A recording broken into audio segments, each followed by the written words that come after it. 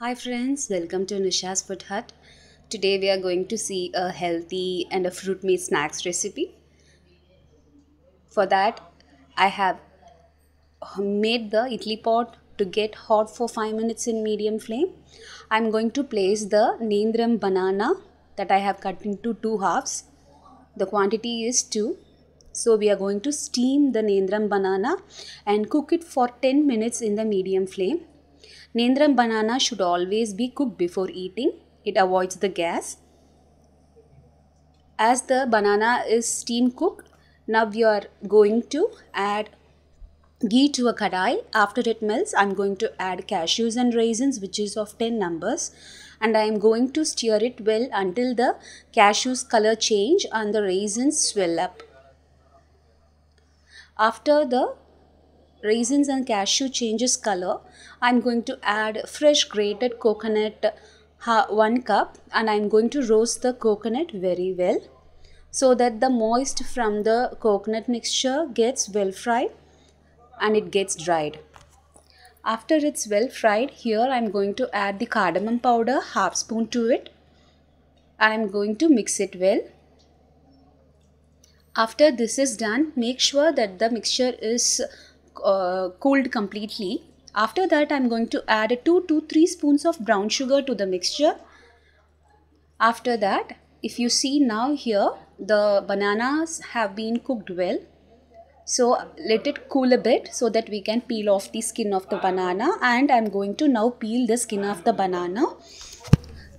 If you see, the Nendram banana is always rich in fiber and it has the antioxidants of potassium and magnesium, vitamin B6 to it. Now I'm going to cut each pieces of banana vertically, and I'm going to just remove the stem of the banana which is in the center along with the black seeds. It helps in from bloating and gas problem. This is necessary that we should take off it and we should eat it. The Nendram banana is very good for kids. We can just cook it in the steamer and we can just mash and make them to eat. So I have cleaned and kept the entire bananas. Now I am going to mash it well using a masher.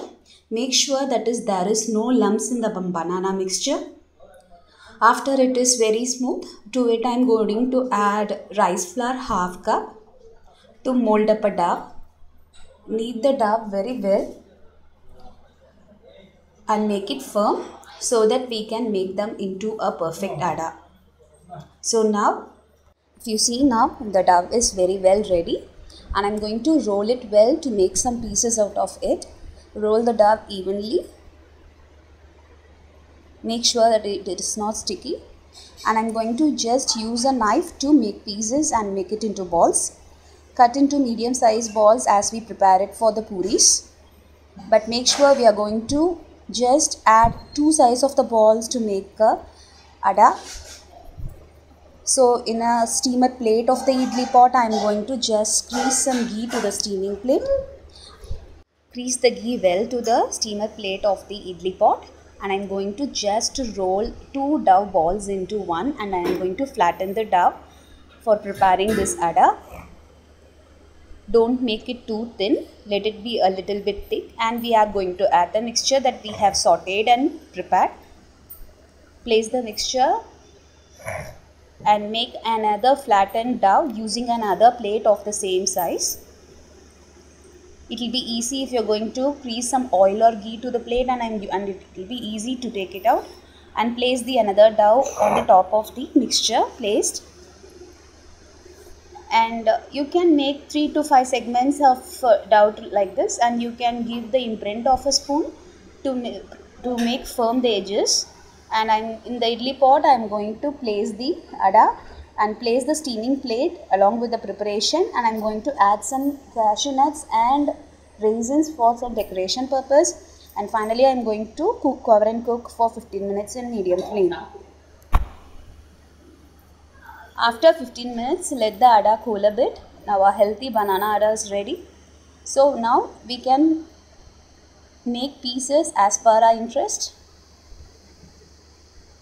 If you see, after the pieces had been cut, You can see the layers of the adda that we have placed it one by one. So please do try this recipe. It is extremely healthy, especially for kids. Subscribe to Nisha's Food Hut. Stay connected. Keep in touch.